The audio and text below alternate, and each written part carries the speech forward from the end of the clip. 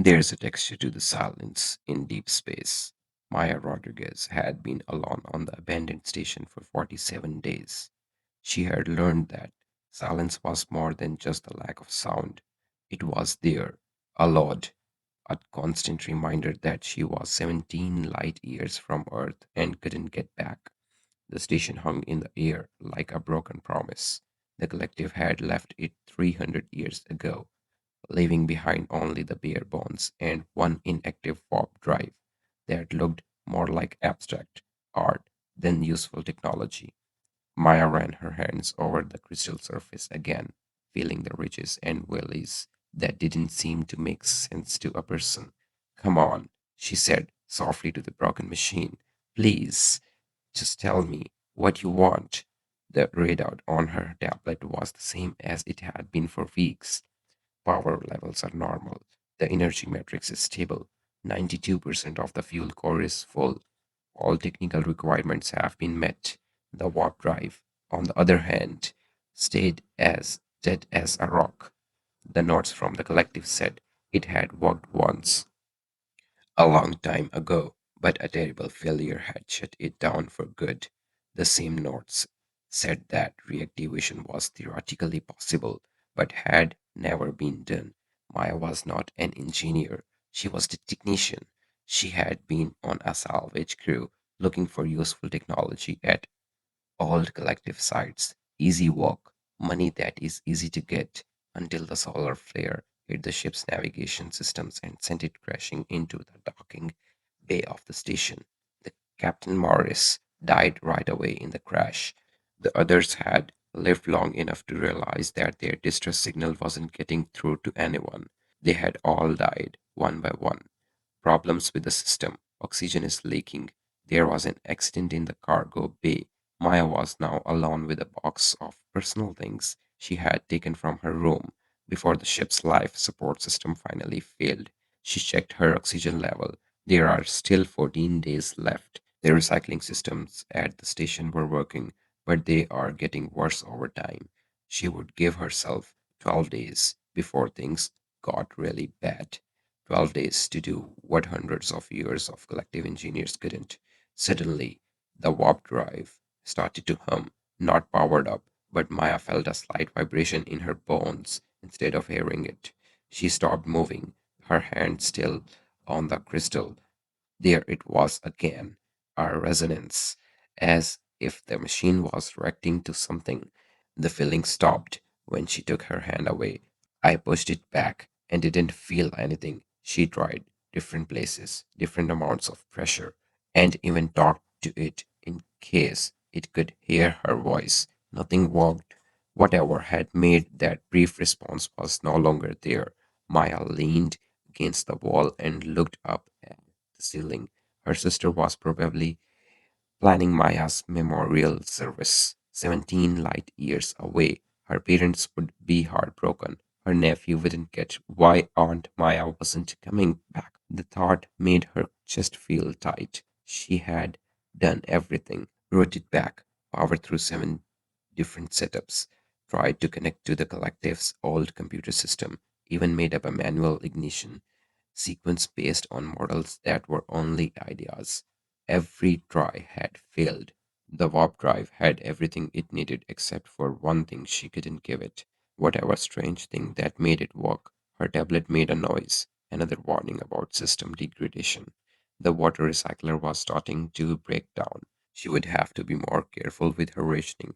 Maya opened the station schematic and added another yellow section to her mental map of systems that were dying. The habitable zone was getting smaller. She would soon have to go into the central module with no other choices. She had to change the way she thought, stop thinking of it as a technical problem, and starting thinking of it as a puzzle. The collective wasn't a person. Their technology worked on different rules. It couldn't be that the problem wasn't with the programming or the power. It could have been something else entirely. Maya got up and walked around the edge of the warp chamber. The room was huge, and it was clear that it was meant for creatures bigger than people. She always thought that collective architecture was too big for her. Like she was a child exploring places made for adults. She couldn't read the symbols on the walls, understand the circuits, or find the materials that weren't in human databases. Her footsteps echoed. She had been alone for 47 days, and the sound of her movement was still the only noise in the universe. On the 12th day, she started talking to herself just to hear our voice. Now she was always talking about what she was doing. Okay, Maya, think. The drive is powered. It has gas. It is strong enough to hold up.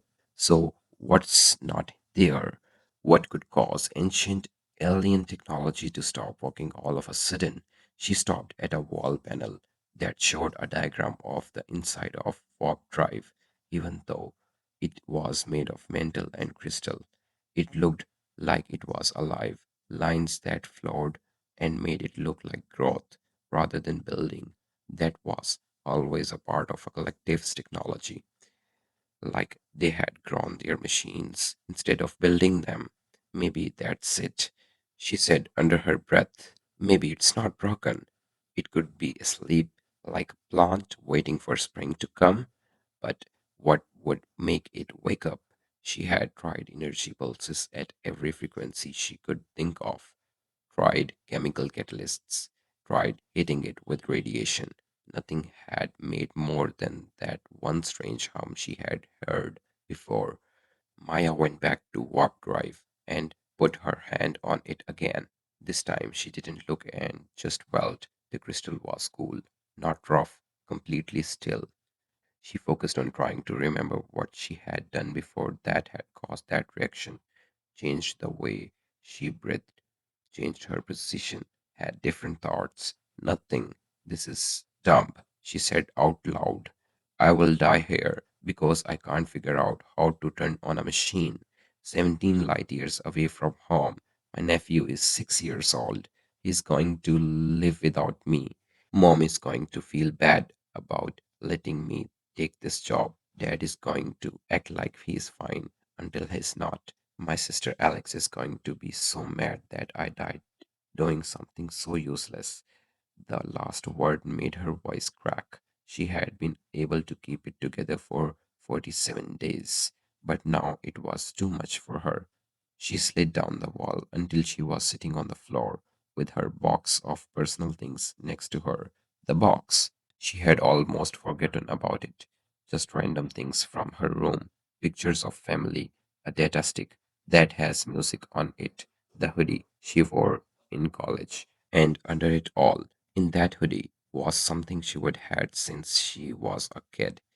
There they were when Maya took out the hoodie, the toys she had, the ones she had brought with her because they were light enough to fit in her personal allowance and made her quarters feel less sterile.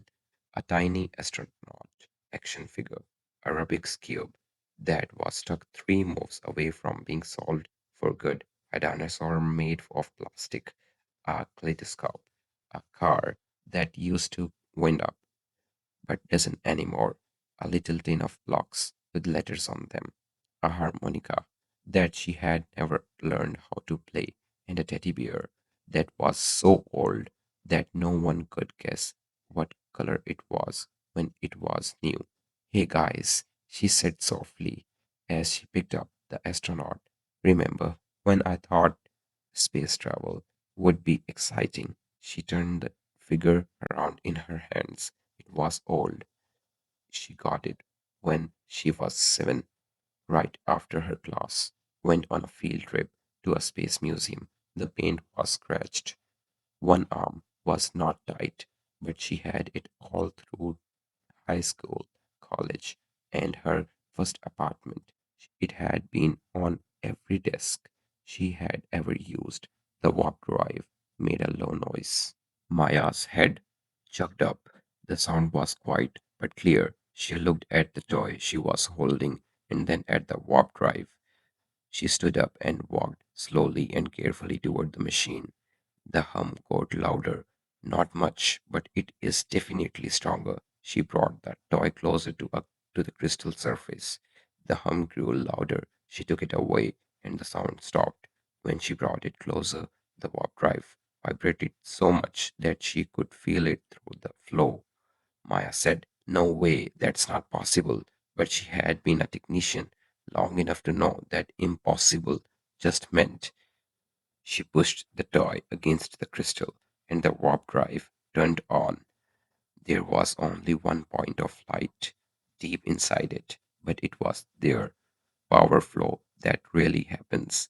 The real answer. Maya's hands shook as she took the toy away. The light faded. When she touched it again, the light came back, this time a little brighter. It was doing its job. Her childhood toy was somehow impossibly turning an old alien technology. Next, she picked up the Rubik's Cube and held it close to the drive. A new point of light appeared, and this one was a different color. The dinosaur added a third one. The kaleidoscope made a stream of smaller lights that swirled through the crystal structure. Okay, Maya said, her voice tight with a mix of hope and disbelief. Okay, this is going to happen. I don't know why this is happening. She put all of her toys on the floor in front of the warp drive. Eight things, 8 things from her childhood that she had brought with her to space for comfort. 8 keys to technology that shouldn't respond to anything human. The question was, why? And more importantly, could she use this to get home? Maya spent the next 6 hours testing each toy, one at a time, with different parts of warp drive. She wrote down everything on her tablet, making a map of which toy made which response. In the upper left corner, something happened when the astronaut figure was touched. The Rubik's Cube made the central chamber vibrate. The plastic dinosaur made the lower circuits pulse with a weak energy. None of it made sense according to what most people know about technology. She stopped to eat a ration bar and think. Her engineering training kept telling her that this was impossible. Things didn't have energy, especially not plastic toys that were made in large numbers of Earth decades ago. There was no scientific reason why a stuffed bear should be able to use alien warp technology, but it was happening. This meant that she didn't fully understand science. Maya opened up all of her files on collective technology. Most of it was in pieces. 300 years ago, the collective was the first time humans had ever met aliens. They had shared some technology, set up trade, and taught people how to travel through space. Then, for some unknown reason, they left this part of space, leaving behind stations like this one. Scientists had taken apart. They used collective tech to make Earth's current warp drives, but they never fully understood how they worked. It was like cavemen using a computer. They knew which buttons to push, but they didn't know why pushing them worked. One paper caught her eye, a theoretical paper from a xenotechnology researcher named Dr. Sarah Chen. The paper suggested that the collective technology worked on the idea of resonance instead of just transferring energy, that it reacted to complicated waveforms and patterns of information instead of just raw power. People in academia had made fun of Dr. Chen. They didn't accept her paper. 20 years ago, she died, and her ideas were never proven. Maya read the article 3 times. Dr. Chen said that every object built up what she called a information field, not mystical energy, but real patterns in the body that happen when you interact with the world, the vibrations of being touched, the electromagnetic changes that happen when things are close to each other, the quantum residue of innumerable molecular interactions throughout time. Dr. Chen thought that most things had information fields that were random and chaotic, but things that had meaning, things that had been a part of someone's life, built up structured patterns. The information field got more complicated and organized as the object became more important. Junk data, Maya said under her breath, using Dr. Chen's word. She called it junk data because it looked random on the sensors, but it's not by chance. It's personal.